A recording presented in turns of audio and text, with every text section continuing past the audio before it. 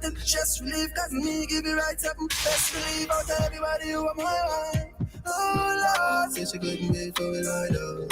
Just walk me to this one. But try your body curve, oh my God. Baby, you obsessed and the game for late night just call when you're feeling lonely.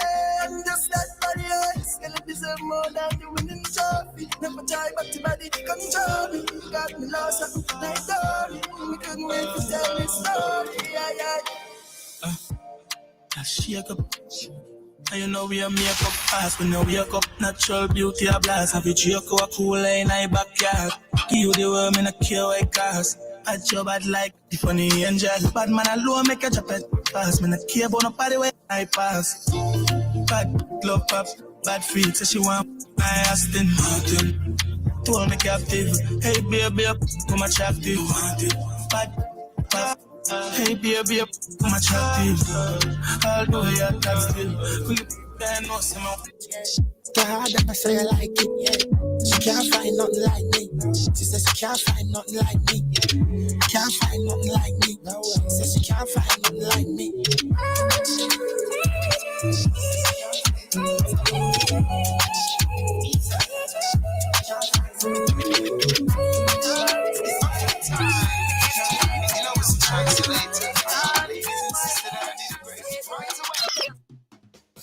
CK Graves and Company is the number one supermarket for 100% intention. The Intention Supermarket. We've got more of what you're looking for in multiple locations to serve you more and more. In business now for over 50 years, and you will always say by shopping right here. Oh yes, we're number one. CK Graves and Company, and we have been sunshine, a supermarket for you and me. It's back. Yes, the Instacash game bingo is back. You asked for it, and the NLE is giving it to you. Bingo, where there's a chance to win up to $6,000. There's also the new Instacash game, Hot Numbers, with 5 chances where you can win up to $8,000. Get your bingo and Hot Numbers Instacash games at all Lotto agents. Instacash, where there's no waiting in line. You can win on the spot. Instacash, so easy to play. Soundblast Entertainment exclusive rentals. We have LED bars, LED chairs, LED tables, trussing, speakers, and stage available. Bring your event to life with exclusive party rentals. For more information, contact 1-784-493-1361. 1-784-493-1361.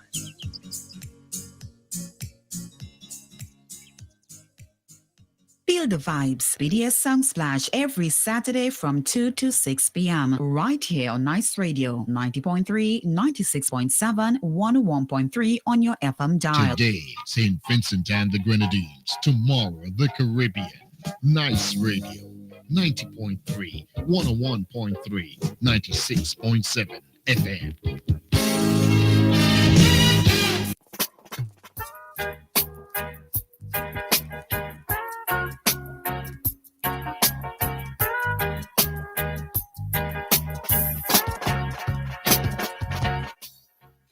Nice Radio's Callaloo presents Just Another Look. Just Another Look is an innovative, exciting, albeit decidedly provocative, and yes, certainly controversial, socio-political analysis of issues of a local, regional, and international nature. Just Another Look is heard on Nice Radio on Saturdays at 6 p.m. with repeat broadcasts on Sundays at 9 p.m. You can catch us on the World Wide Web, www.niceradio.info. But you can also check us on Facebook and YouTube. I am, of course, Keith Joseph. Today, dear friends, is Saturday. It is the 6th day of September 2025. Welcome to another edition of your favorite program, Just Another Look. The clock is winding down on the announcement of the pending general elections in St. Vincent and the Grenadines. And Vincentians are getting a better understanding of what we here have determined and declared a benevolent dictatorship. Now that they are looking back over nearly 25 years, Vincentians ought to emerge with a very, very clear understanding of what a benevolent dictatorship is.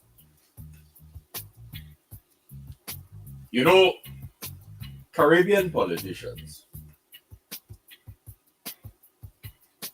under the system that Raul Gonzalez has criticized for being too prime ministerial dominant,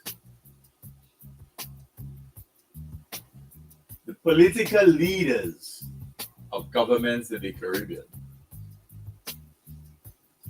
have the right under the Constitution to determine when to call elections. They have a 5-year mandate.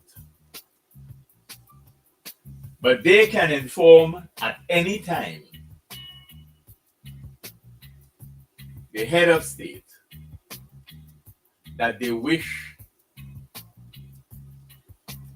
to call elections at any particular juncture within the 5-year mandate.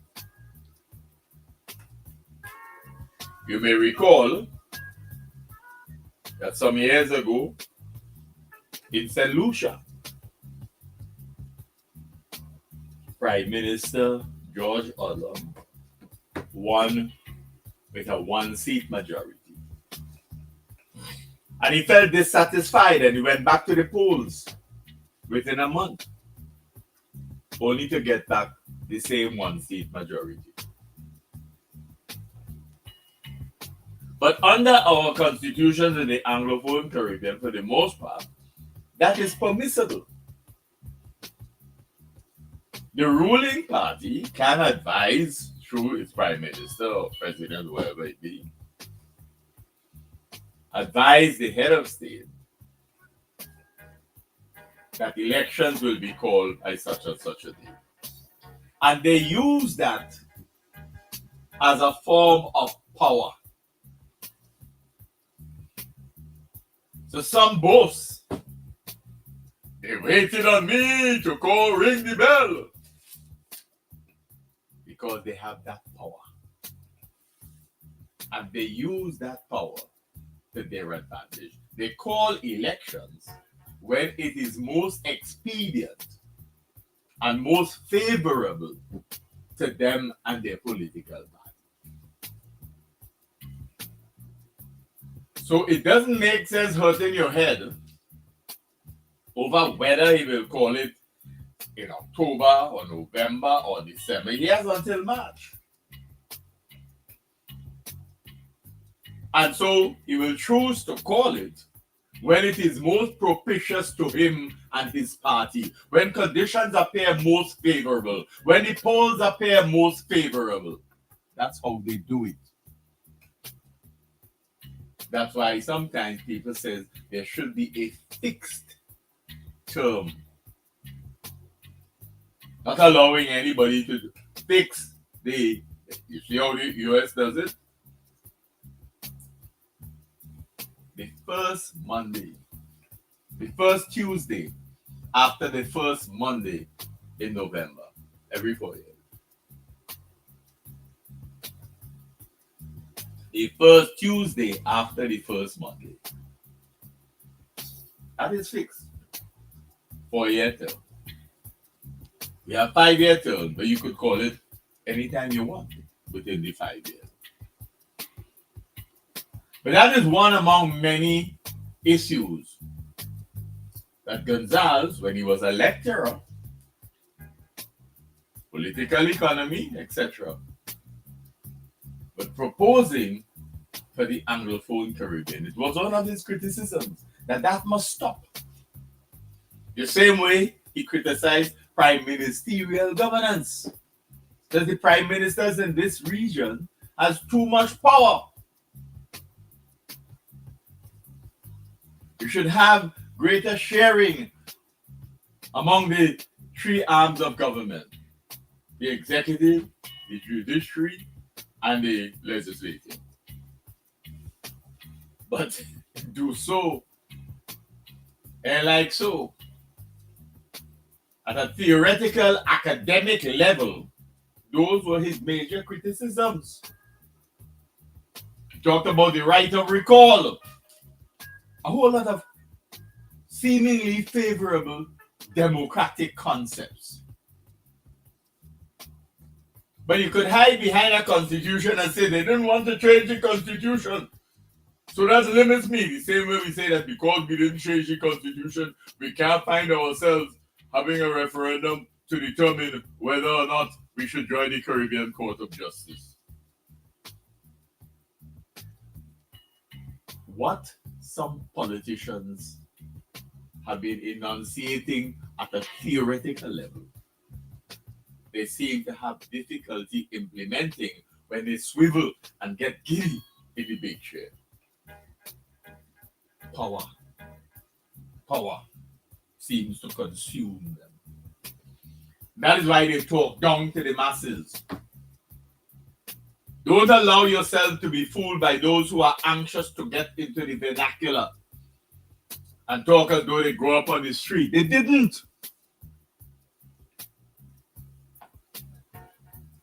And it is a form of condescension, a form of belittling the lower classes.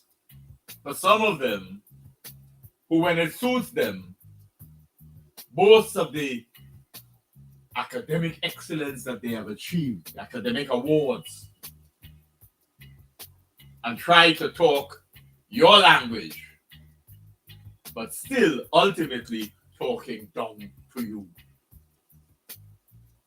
Our Caribbean politicians are proficient at that. When they rise to the leadership of a country, God help you. That is when they expatiate themselves. That is when all the arrogance comes to the fore. Happily, over the last few years, we have not heard people being called possessive of a learned helplessness, minority wrong, lowest common denominator. Thank God that those days are done. We hope. But there is still a belittling of people. And political culture is always developing. So when the leader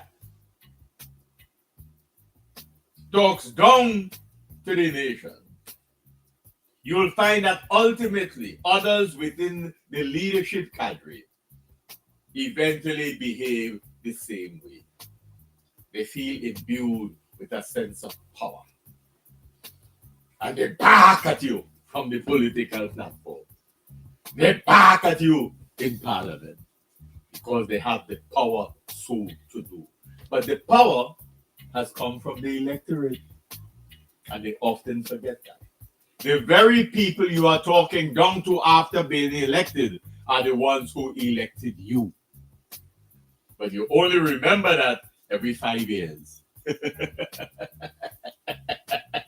How often do you see them coming to talk to you, to beg you to vote on an issue beyond elections? They take the mandate you have given them to turn around and ride roughshod over you as a population. Because they have power, the power that you have given them to become the government of our country. That is our Caribbean reality. Our politicians become mini dictators. Go through the history. You only like to call those names that it didn't like. But look at them. Look at how many of them were so pro-labor and pro-trade union, and once they got into this big chair and started to swivel, they have little concern for the working class in the country. Many of them across this region are anxious to remind you at election time, that they used to walk barefoot when they were small to try to make you believe that that is a way of associating with your condition.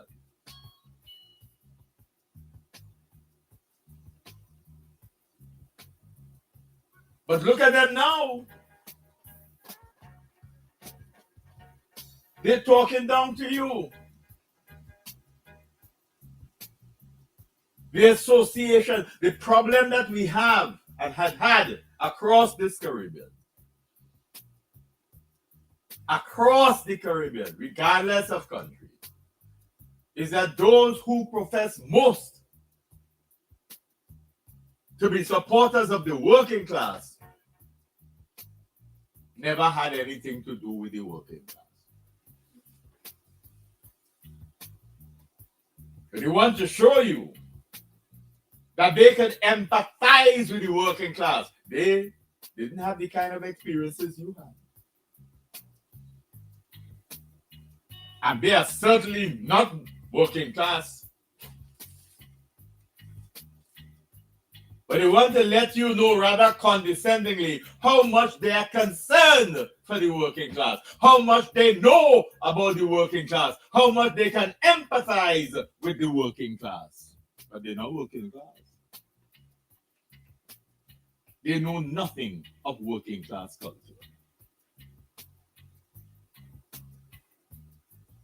And so their policies and programs, while ostensibly supposedly favoring the working class, how is it they end up enriching themselves?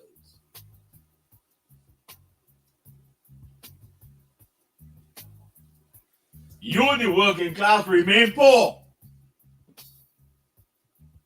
You, the working class, remain largely underprivileged. But they leave office filthy rich. How is it possible? How is it possible? What are the mechanisms they use to enrich themselves?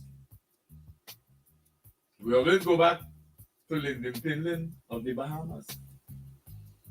When people were accusing him of corruption, he set up a commission of inquiry. The commission of inquiry found no discrepancy. Sorry, let me not say that. They found no cause to suggest that he was corrupt. But one of the commissioners, Bishop Drexel Gomez, asked leave to deliver a minority report. And in the minority report, he stated that while they found no evidence of wrongdoing, they couldn't get an explanation for monies in the account of the Prime Minister that couldn't be explained. So we can't find any evidence that you did wrong, but you can't really satisfactorily explain monies beyond what you were supposed to have earned. Sound familiar? The masses look at the meteoric rise of politicians. And they understand. But we don't find enough time of trying to put together what you're supposed to be earning legitimately as a minister of government, etc., etc., with your assets.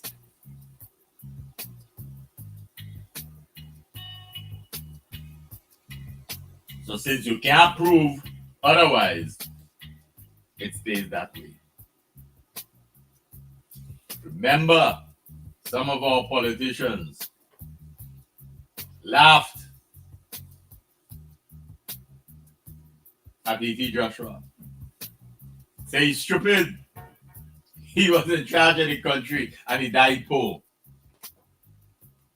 The assumption is that you're supposed to enrich yourself by virtue of the power you wield when you're in political leadership of the country. That is the assumption.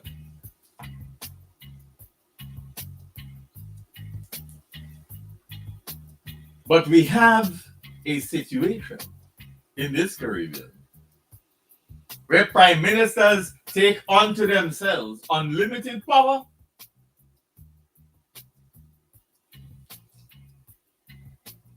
and talk down to people. So you have a situation where a prime minister could say to you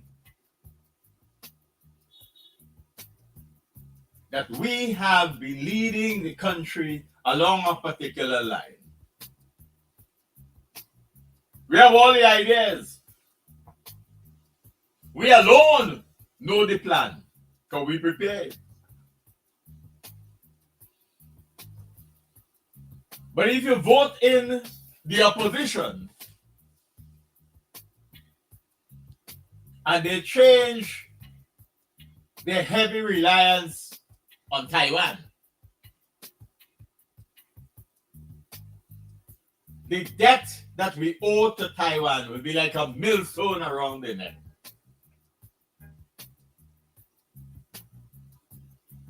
And they will not be able to pay that back in a hurry.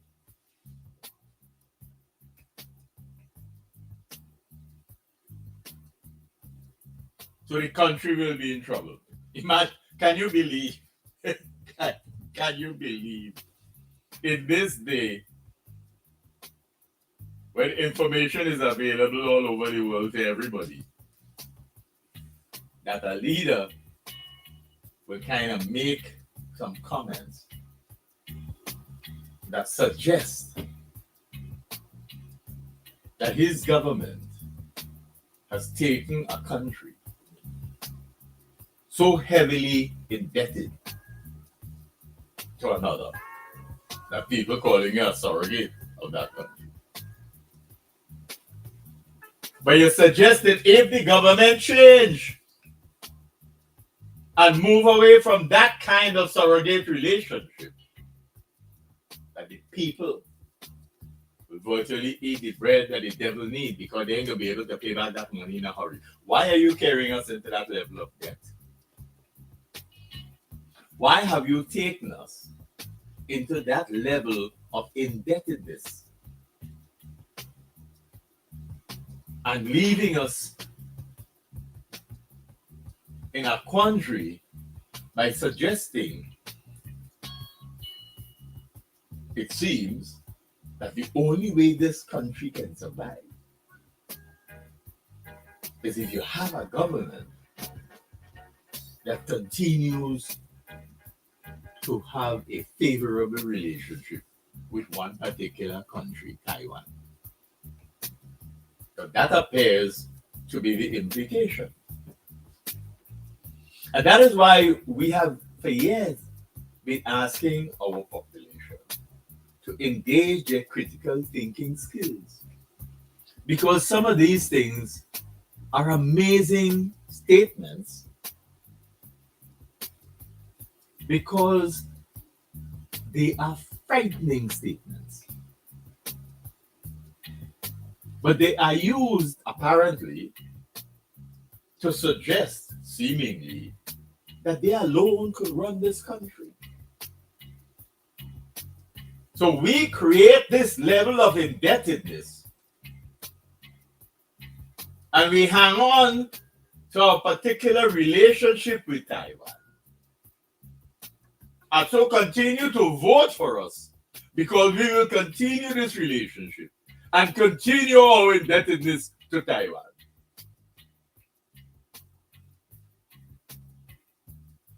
That seems to be what they're telling us, right? So if you use that as a backdrop, you can then immediately raise some questions internally as to why it seemed more appropriate on the part of the current administration to have rejected the assistance that we could have gotten from the World Bank to build the smart hospital, and go instead to Taiwan, to whom we are paying more surrogate, and get a lot more money than the World Bank was willing to give us. And then turn around and deem it unnecessary to go to the tenders board and award the contract for the construction of the same smart hospital to a Taiwanese company. But Taiwan lend us the money, and then we sort of giving it back by giving a company from the country to benefit from it. Remember, in the days of radical politics in the Caribbean in the 1970s, the left-wing groupings used to tell you foreign aid is taking from the poor in rich countries to give to the rich in poor countries. You do the math.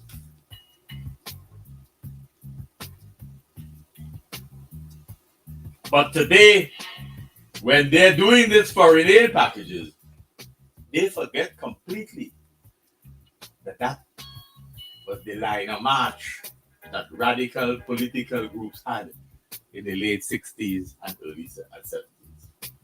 They forget that. We're not supposed to remember those things. We're not supposed to remember them. Just like we're not supposed to remember the several points that Gonzalez made over the years as a lecturer, criticizing governance systems in the Anglophone Caribbean, the English-speaking Caribbean. We are supposed to forget those things.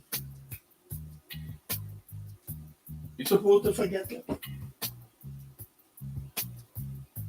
Because if you remember them and you hold it up to what they're saying now that they're in power, it sounds contradictory. But politicians in the Caribbean in particular like to believe that their populations only take issues seriously for about 8 or 9 days, if so many. They're going to forget that. So you're not supposed to remember the days when they used to tell you that foreign aid allowed the donors to take money from the poor in their countries, which end up in the pockets of the rich in the recipient country. That's it. So we have, for the last 20-something years, allowed ourselves to become a surrogate of Taiwan. Don't worry, anything that we really need, call Taiwan. Do you pay attention to the news in any particular week and see how many stories you get about Taiwan doing something or giving something to St. Vincent and the Grenadines in any given week? Just monitor that for a while. And ask yourselves, what does it mean in terms of our relationship?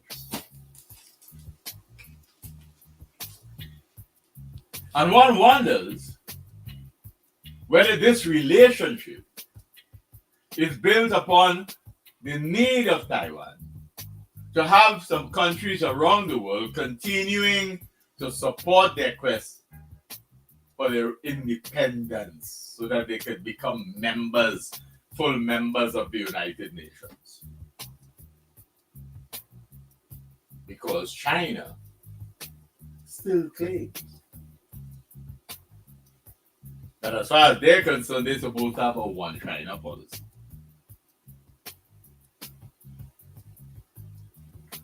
And until they say so, the international community cannot, in all fairness, according to them, officially recognize Taiwan.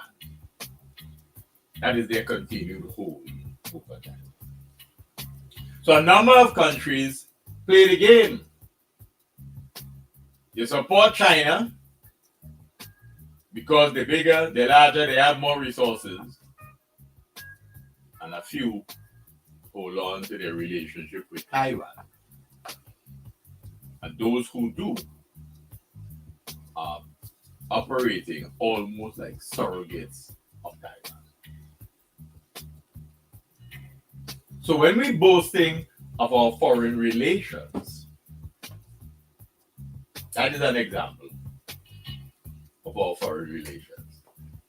They put it in all kind of fancy ways, but that is one of the best examples of the foreign relations of St. Vincent and the Grenadines. We built up relationships with all sorts of countries all over the world. All over the world. And then we realize that our bid to become the smallest country, to become part of the UN Security Council for a term, so that we made history, that was so important. And we had all sorts of explanations as to the benefits that we would have obtained as a result of being the smallest country in the world that have been brought onto the United Nations Security Council. And now, several years later, not a single member of the ruling regime can explain to anybody what were the benefits apart from being a historical president. What were the benefits?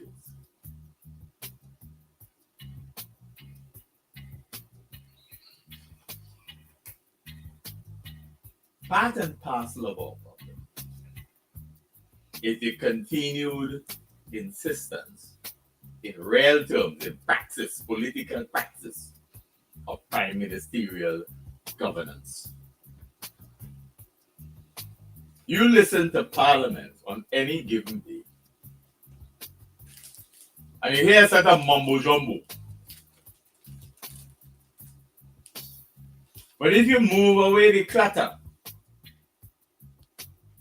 you'll realize that from the ruling party side, one speaker matters. One, the prime minister. And he lets you know that his voice is the one that matters. And the others sit down. We used to talk about the giggly group that they had.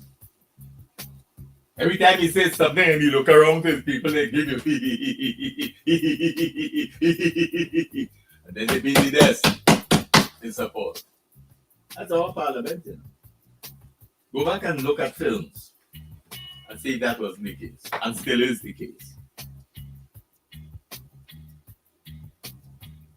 So that there doesn't appear to be any sense of shame on the fact that they are all operating like mimic men and mimic women.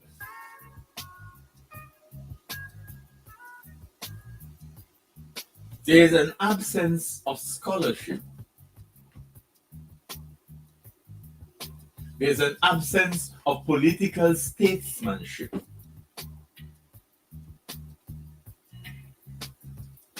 In our parliament.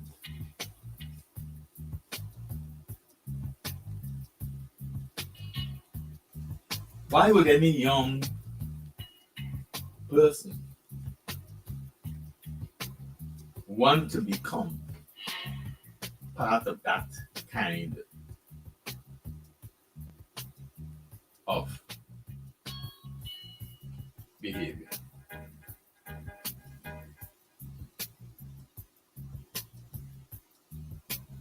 They believe by prime ministers that they are somehow the closest thing to God. And these are Christian societies.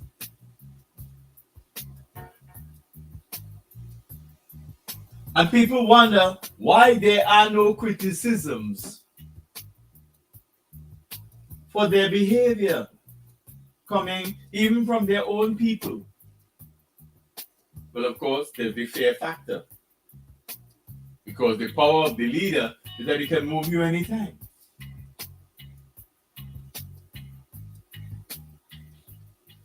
But there are no criticisms. They're all yes men and yes women on the side of the government.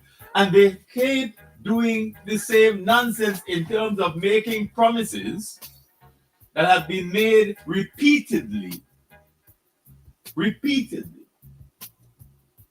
And we fail to understand that they have not taken us very far. You see, we must always remember some of the things.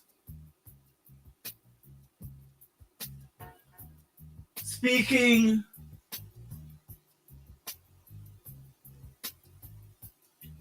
in 2001,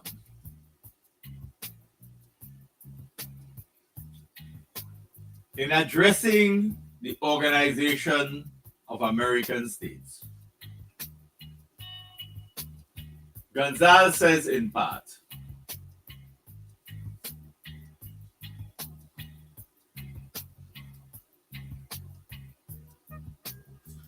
as the government of St. Vincent and the Grenadines sees it, our current priority is basically twofold. First, the regional security of this hemisphere. And secondly, the economic and social stability of the nations within it.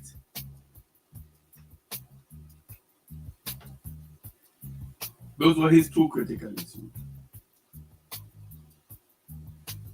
Okay? He said also at that time, in St. Vincent and the Grenadines, we take our security responsibilities most seriously at the national, regional, and hemispheric levels. Since the election of my government on March 28, 2001, we have implemented the following measures, among other things, on the security front. Listen, this is 2001. 1. The appointment of a young, highly qualified, credible, and dedicated senior officer as Commissioner of Police and Chief of Immigration, who set about restructuring the police force so to make it more efficacious machine in fighting crime.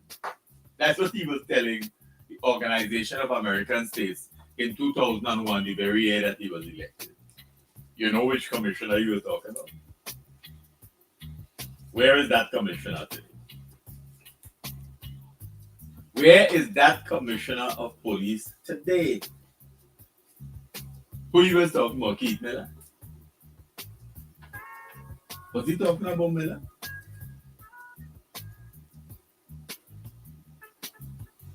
It can't be Miller.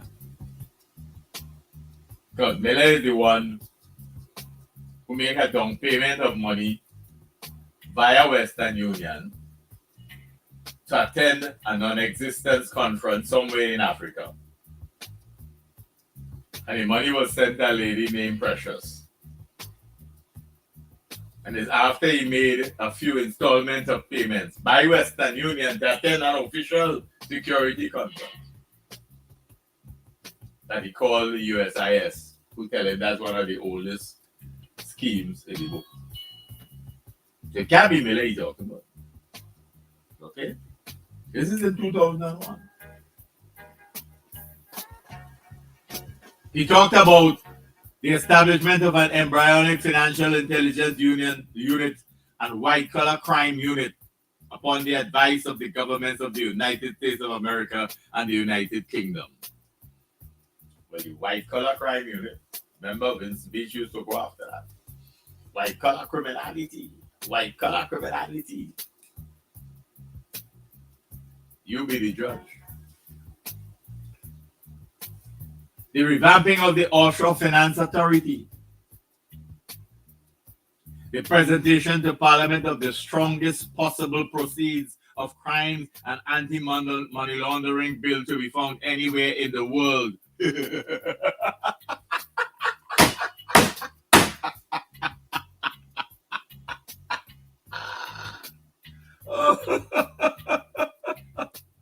Here, number 5. The offer to the regional security system and the relevant authorities in the United States of America of the Otley Hall Marina and Shipyard as a regional Coast Guard base from which drug traffickers and other criminals can be more easily tracked and interdicted. You didn't know about that, right? He offered them to set up a regional Coast Guard base at Otley Hall.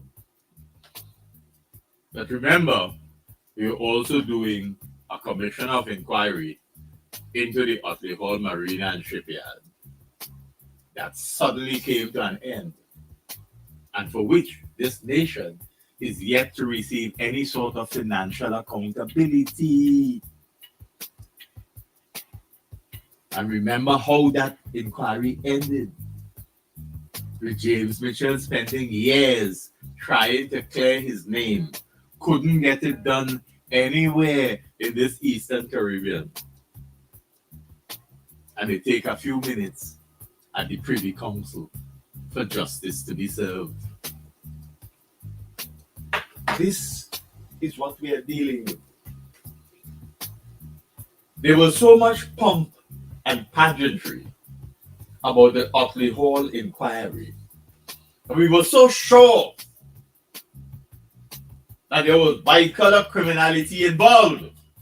We were so sure that the interim report of the Commission of Inquiry made some accusations that suggested that Prime Minister Mitchell was part of a scheme. And they hadn't even interviewed Mitchell yet. And Mitchell took legal action that took years to complete. This country has not received a financial report on our expenses as a government on that Otley Hall inquiry. You see, the belief that we live in a 9-day wonder, that issues will just fall off the table. So it just stopped. And no matter how much you ask for questions of accountability, you get none.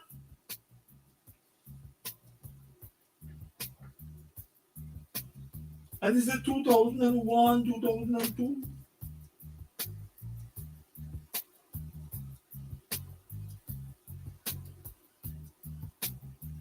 6, the enhanced cooperation with the United States of America in the interdiction of drug traffickers, the deportation of wanted persons and intelligence matters. 7, the shouldering of our country's many-sided obligations in the regional security system in the Eastern Caribbean. Well, Tyrone James, who was at one point virtually second in command in the RSS, to tell you how that goes. He could explain to you his experience. Because when they were moving him, Christopher, and others from the force, he opted to go to the RSS because he was there before. It was kind of embarrassing that we didn't think or seem to think him fit enough to stay around us or in the services. But the RSS found it necessary to have him lead the education and training program. He formulated many of the programs. He oversaw the implementation of many of the programs. And he represented the leadership of the RSS in the graduation ceremonies of several of those programs, including those that were conducted under his leadership in St. Vincent and the Grenadines. We didn't seem to think that his approach was what we wanted under the new government.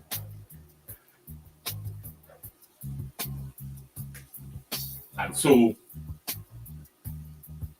we had him removed. And our loss was the region's gain. I want you to understand the politics that is at work here. Because on the one hand, the current administration takes pains to tell us how well our people are doing at the national, regional, and international level. But we didn't appreciate James's openness and forthrightness while he was serving us here. But he went to a regional institution that understood his skill capabilities and promoted him appropriately. I asked James how that also ended. We will understand why we keep saying that we have a benevolent dictatorship. Because there are certain decisions that are made at the regional level that reflects the quote-unquote awesome power of those who lead our respective countries. You know,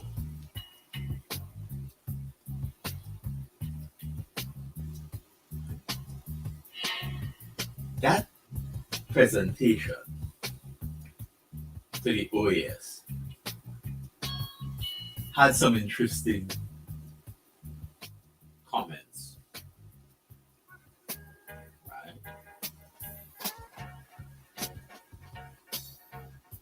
Listen to this.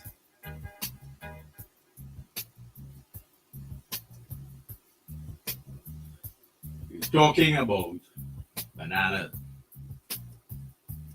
And in part, he says, in this context, I am calling on those of our brothers and sisters in Latin America and Central America who are seeking in one way or the other to unravel the transitional banana agreement worked out between the European Union and the USA to reconsider their positions. The small, fragile banana economies of Dominica, St. Lucia, and Vincent and the Grenadines simply cannot withstand another shock on bananas to overlay the pre-existing economic difficulties and the destabilizing economic blast consequent upon the criminal events of September 11. Some of our brothers and sisters in Latin America and Central America cannot reasonably extend a hand of friendship whilst using a banana machete to lop off the very hand which we extend in solidarity with them on a host of other matters. I am confident that they will see that our mutual interests reside in the cessation of their banana war. The organization needs to enhance the work of the Inter-American Agency for Cooperation and Development to strengthen the economies of its member states. But listen to this part. In this very same spirit of together now, in this very same spirit of together now, I implore representatives and officials of member states to be careful in their public comments and private accusations about other member states without proper investigation and in reckless disregard of facts.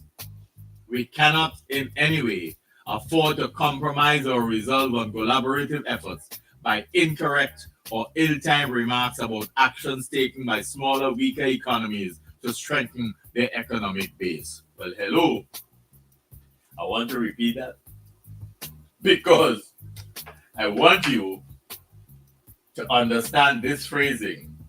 In 2001, speaking to the OAS, and the comments made in respect of the Grenadian governor of the central bank, the OECS at the Eastern Caribbean Central Bank, and the construction and related costs of the building of the new residence.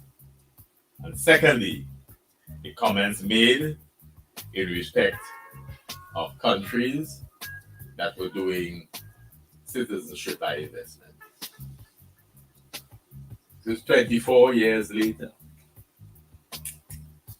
24 years ago, this is what the comrade said at the OES. In the very same spirit of together now, I implore representatives and officials of member states to be careful in their public comments and private accusations about other member states without proper investigation and in reckless disregard of facts. Together now. But the comments that our comrade made in respect of the CBI and some of those countries that engaged in CBI responded very quickly. The Prime Minister of Antigua and Barbuda said, more or less, boy, find your place. Know your place. Know your place. That was the response. Yeah. And the same Prime Minister says, we will investigate what is happening at the central bank, but understand how things should be done. But apparently we had forgotten that there was a time when we showed greater concern for our relationships within the region. But it seems too that together now was more intended for the region than for St. Vincent and the Grenadines, because when he said on the night of elections, we'll move away from the mantra of labor now to together now, we thought he was talking about us. We thought he was thinking that St. Vincent and the Grenadines would become together now. we didn't know that he was really talking about the Eastern Caribbean. Because you know, there's never really been any effort at together now here in St. Vincent and the Grenadines. Huh? It is blood and sand. Since the utterance of that together now, on the night of the election victory, in March of 2001, this country has become more divided politically than it has ever been, perhaps outside of slavery. Spawned by what? Spawned by what? What kind of nation have we built? But he seemed to have wanted to extend the concept of together now to the Eastern Caribbean, to the Organization of American States. And so he says, in this very same spirit of together now, I implore representatives and officials of member states to be careful in their public comments and private accusations about other member states without proper investigation and in reckless disregard of facts.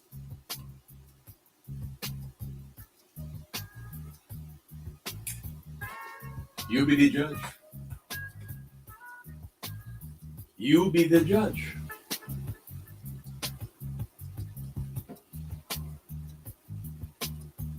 You know, we believe that when we're making presentations, we want to impress.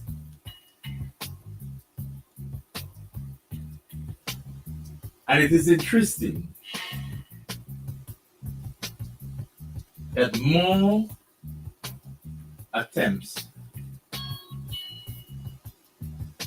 and more time and energy may have been focused on trying to convince the United Nations, the Organization of American States, CELAC, and others that we are somehow interested in building social solidarity and unity. But at that same presentation in 2001, speaking to the Organization of American States, Gonzalez used his now very popular phrasing, and we quote, "Today in the Caribbean, we are a unique civilization. We are the songs of the Caribs, Arawaks, and the Amerindians. We are the rhythm of Africa. We are the melody of Europe. We are the chords of Asia, and we are the homegrown lyrics of the Caribbean. And we occupy an especial seascape and landscape." End of quote. Same way, we talk about being beaten on the angle of history and this, that, and the other, etc. Phrases, which, when compared to the reality of how local politics are conducted, how we have divided a society, how we have created a society where one has to be careful of the color of the clothing that one wears, where one has to be careful about what one says in public. Then we have an understanding of the crass dichotomy of saying one thing and of doing another. And that is what we've had for the last 34 years. At the end of the day, nobody on the government side appeared to berate Montgomery Daniels when, in his attempt to suggest how well the country was doing under ULP, when he told Parliament that the people in his constituency left the arrowroot crop to ripen and spoil in the ground because they were too busy clearing barrels. Nobody on the government side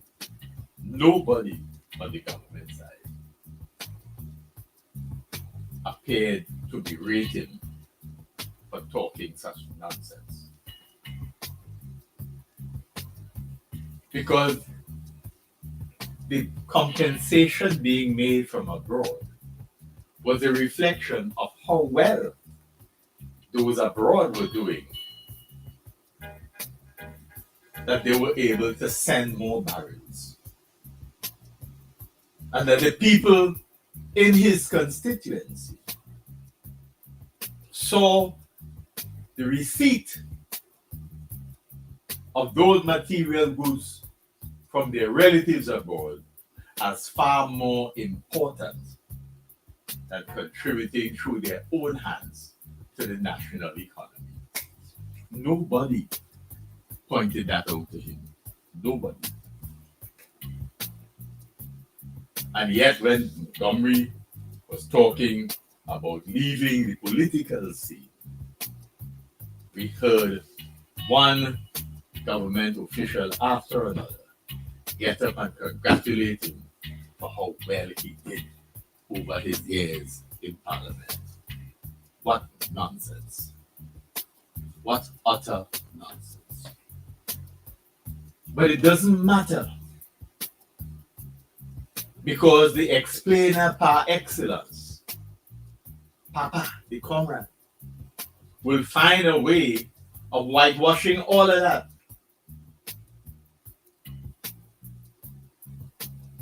The same way that in that interview with regard to Soufriere, with Richie Robertson, his almost dominance of the press conference,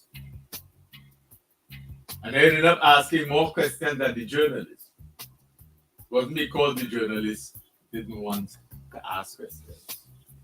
But if he was talking all the time and asking all the things and trying to make it a conversation between him and Richie, the critical point may have been missed. That's all. All the shenanigans that was taking place months before the crisis hit Soufriere, the people of St. Vincent and the Grenadines were not informed of much of the information that was being sent by the Seismic Research Unit out of Trinidad and Tobago.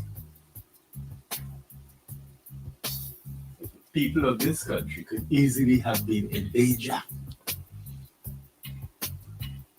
That was not important. And so he was able to whitewash that. And the focus became the here and now. Let us not bother about the fact that we got warnings and we didn't tell you. That is our reality, you know.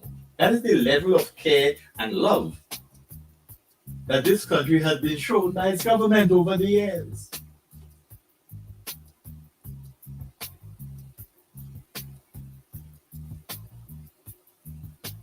It's the same concept, the whitewashing over these things. So because you were criticized for your approach to the international airport, you leave them out. You could use the facility under construction for your rallies, but nobody else getting to go there. And at the end, you find a way of whitewashing the absence of the complete credentials. People asking questions. The accountability issue remains up in the air, yet you seem to want to tell us that things are working well. When the audit department could complain about years of inadequate equipment, when you were giving away equipment, modern technology to school children, the audit department was not the beneficiary of the technological advancement that they needed to be on par with other countries around the region and around the world in terms of being able to do their work. You've had reports of the Auditor General berating government for its lethargy, slothfulness in facilitating upgrading of the equipment, the technology to facilitate them doing their work in a competent, progressive, advanced manner. And yet we were talking about how well we were doing as a government. Understand that? That is our reality.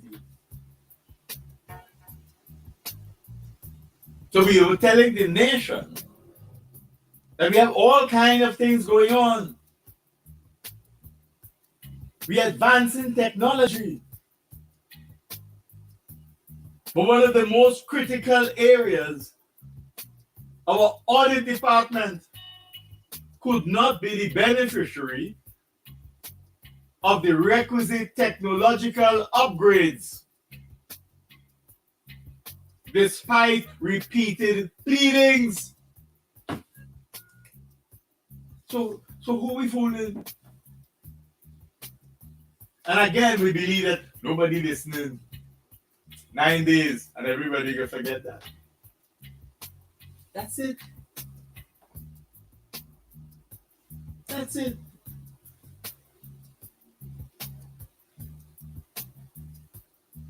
When people were calling in on radio stations and complaining about the inadequate availability of medicine at the Milton Cato Memorial Hospital, people on the government side and supporters of the government were denouncing them and saying they're making it up. They this and they that. When Dr. Goodluck stand up in the middle of the place and he talking on the phone loud, and identifying critical deficiencies in a place that should be saving lives. People call in and criticize. We still haven't resolved that issue at the Milton Cato Memorial Hospital. But our solution is to build a new hospital that's smart. Presumably it's so smart that will generate all the deficiencies and overcome all the deficiencies that the Milton Cato Memorial Hospital has, because it's smart. You can manufacture its own medicine apparently. It will make up for all those deficiencies. What is wrong with us? It's not the building that matters. It is the availability of the equipment and the appropriate medication and the quality of the service delivered by the staff. But if the staff have inefficient equipment, if the staff is unable to access the medication to give to the patient, then we have a problem. So it doesn't matter whether the hospital is new or old. Ask the police in them. They get new buildings, new police stations all over the place. And what we emphasize, how big they were, how spacious they were, how pretty they were. We didn't deal with how efficient they were. We did not deal and still haven't dealt with how efficient these new police stations were. So, the building of police stations did not in any way address the situation of crime in St. Vincent and Nevis. But that is the history of this government. It is more about form than substance. It is more about appearance than substance.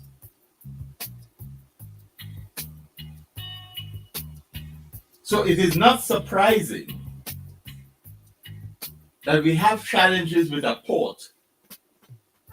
Same thing, follow the approach. The airport, who criticizes it must not go near it. It doesn't matter if you're a member of the legislature. Yet every additional expense you needed had to be approved by the legislature, the parliament. We didn't really want them to be part of the analysis of what was taking place. We didn't organize visits by the parliamentary grouping, all of parliament, to visit the airport.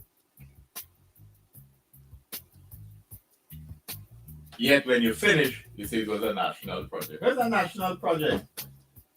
When it didn't involve the other people because they criticize you. Do you throw your children out of the house because they criticize you? Or do you try to build a family? Do you try to learn to listen? Not just hear, listen, understand, and engage in dialogue. No. They object to us doing it. We can show them. And then when you finish and they ask for accountability, what is that? What is that? Where were they when we were building it? Okay? So, now that you have the port, it is the people of St. Vincent and the Grenadines who were concerned enough that sent the wrong photos of the damage to the port when some of the stays became loose and sand started going back into the sea with the wave action. Had that not been the case, just like Soufriere, had these people not gone up on the morning of the 27th and sent photos of Soufriere's center bubbling, boiling, would we have had a team hastily dispatched there when we know before Christmas? But Christmas is Christmas, so who going up Soufriere? What if it explodes Christmas night? Nobody ain't bothered. We're going to go after Christmas. But people were there on the morning of the 12th and they sent photos. And that prompted action, and we ended up with all sorts of quick things, interviews, this, that, bring Richie in, etc. Ad hoc proceed after the fact. After the airport constructed, we talk about it's a national project. Become a national project. And now, the same situation with the port. You're asking Parliament, which involves the opposition, to approve funding for the project. When things go wrong, just as with the airport, or when things are slowing down, or when things change, and you need additional money, you come to the Parliament, where the opposition is present.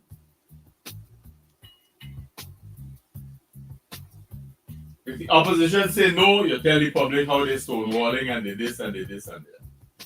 When they say yes, they say they didn't have a choice. It's the best project. Similarly with the port.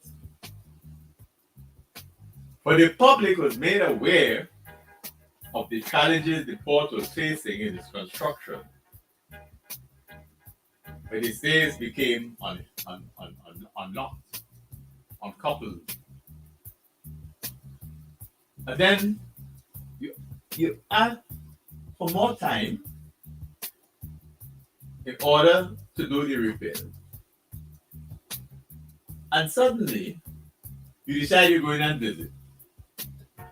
And in the media, in an election year, people were saying, well, at least you will carry the opposition because they is the parliament. No. No such thing. Right? You want them to see the finished project and then you see that national project. That's not how we work for national unity. That is not together now. It's the same thing. That schools are out as it. There's no time frame to the repairs of those institutions. No real time frame. So high school out there for nearly 5 years. Thomas Saunders for about 3 or 4. High school still doesn't look as though it will be repaired anytime soon.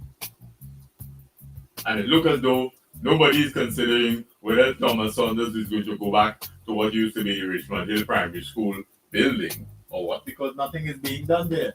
Why? Because we are concerned about elections. People are concerned about the roads that they're driving on, remember? We need to have a new parliament, right?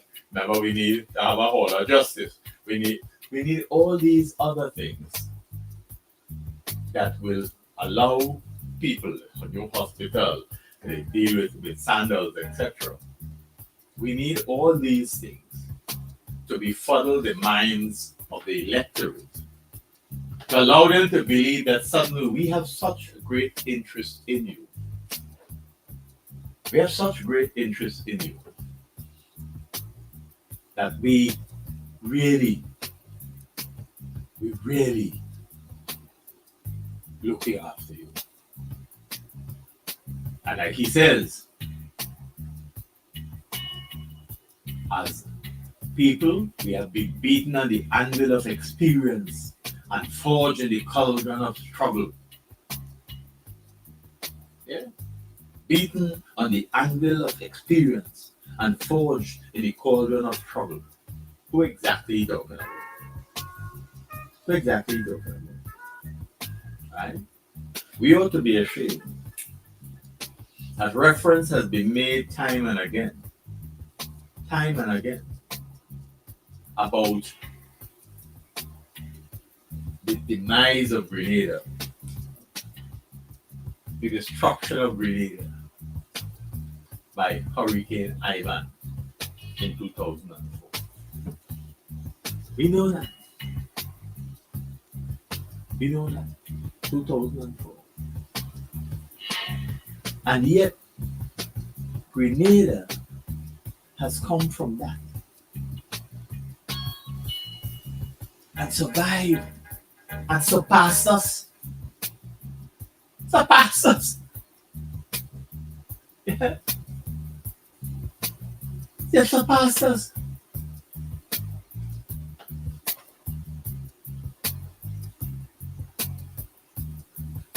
In his address to the 60th session of the UN General Assembly in September 2005,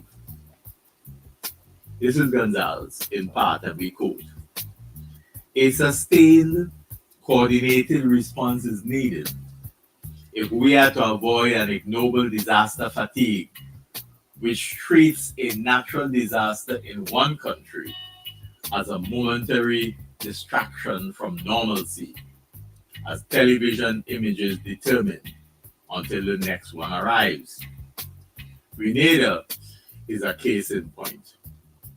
It was laid waste in September 2004 by Hurricane Ivan, but its recovery effort has been slowed by the focus on the more recent catastrophes from Natia in South Asia, Niger, and the southern United States. Grenada still cries out for massive international assistance. We must help. There is still an enduring need, even after the television cameras have gone elsewhere. This applies too in relation to man-made disasters such as in Darfur. End of quote. That Grenada that he was talking about 1 year after Hurricane Ivan, that was still in need of help. That Grenada has built back better. Not the way we talk about Union Island. It has built back better. And has flown past St. Vincent and the Grenadines by leaps and bounds in terms of its economic development strategy and its responsiveness to the needs of its people. That Grenada. We just get Hurricane Beryl. Are we behaving as though it's the end of the world? Grenada is an example of how you utilize the resources made available to you in the aftermath of a disaster, and how you corral the resourcefulness of your people to rebuild a nation. But we didn't think of doing it that way.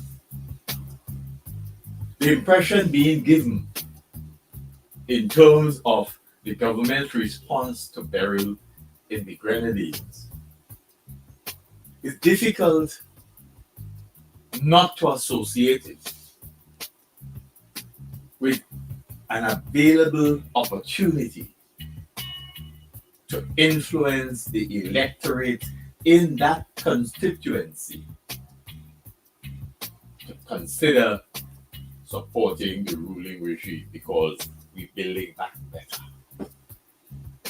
And we find all the loudmouths we possibly could to go down there to sell a political story while the people are concerned about their survival. It doesn't help the people of the Grenadines that you are suggesting to them that you will build back better and everything will be all right. It's a time when on the underbelly there seems to be a consistent desire to get the people to support the party in the coming elections.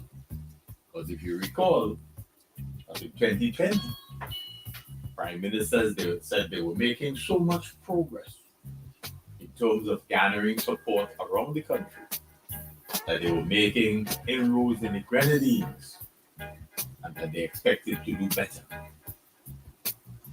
That is a concern that is still there. The people of the Grenadines said, no way. No way. So the politics of Gonzales has become the politics of the Unity Labour Party, has become the politics of St. Vincent and the Grenadines government. There's very little inputs from the other members of parliament. And that is very disappointing because some of the people you know have some educational ability, some acumen, some credentials. But it is as if once inside that institution, there's one voice, there's one spokesman, there's one planner. And that planner, regardless of chronological age, possesses the youngest head. So at the end of the day, there's little that the individual members can contribute because Papa knows it all. Papa does it all. And it's instructive because in 2015, he suggested a withdrawal possibly and making way for others, younger ones to come forward.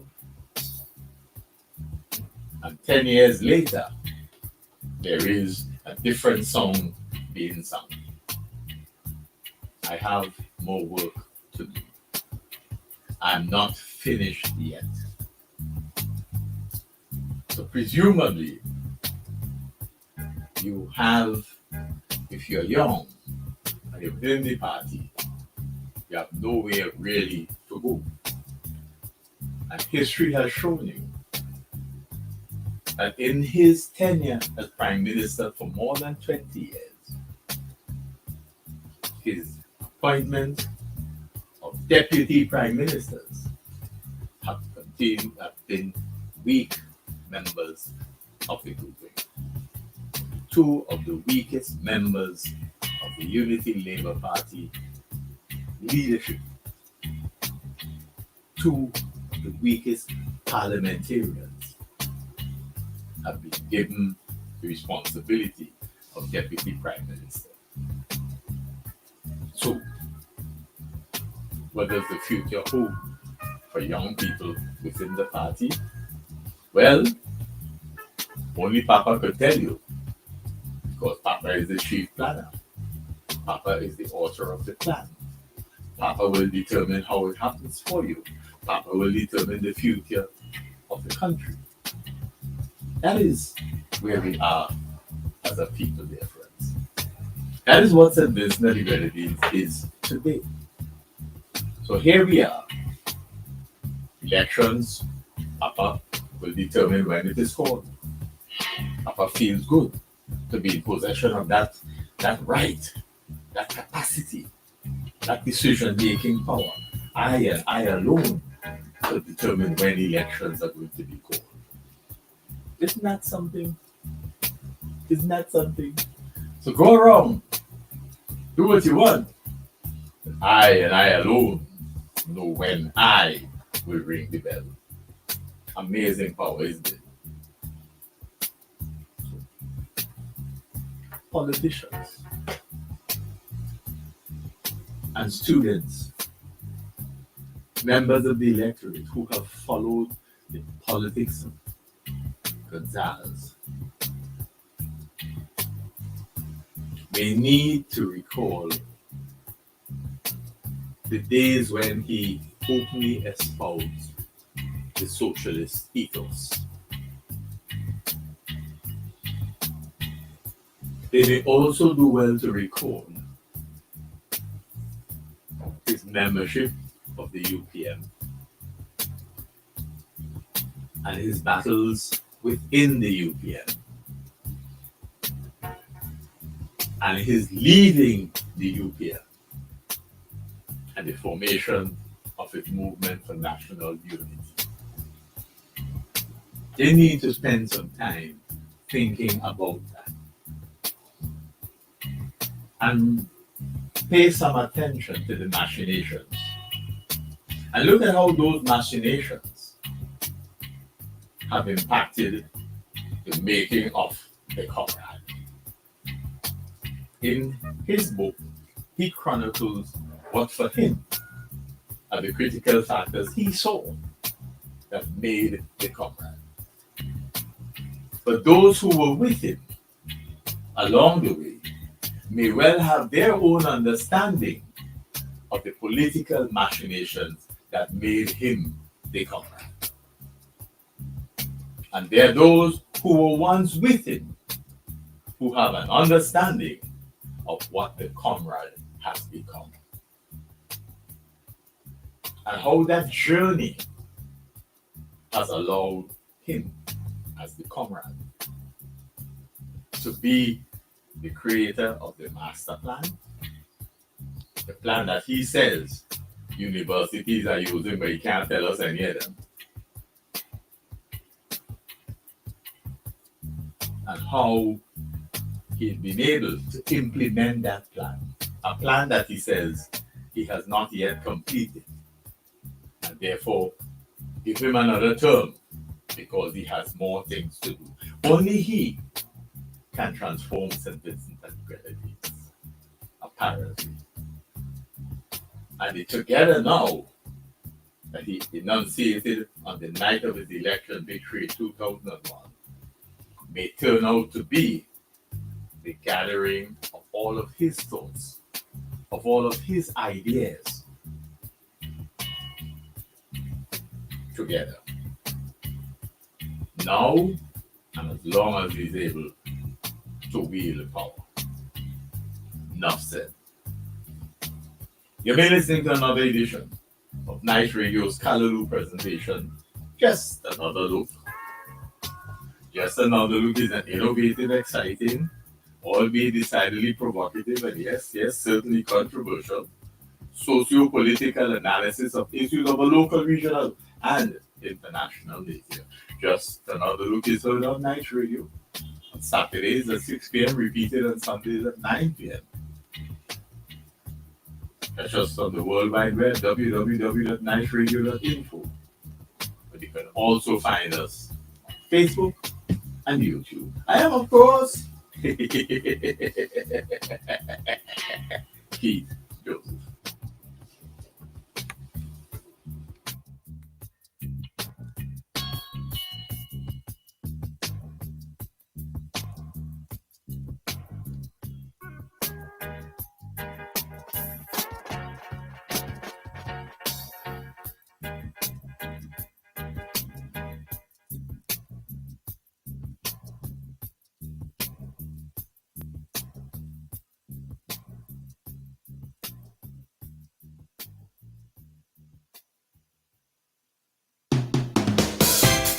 Graves and Company is the number one supermarket, 100% concession.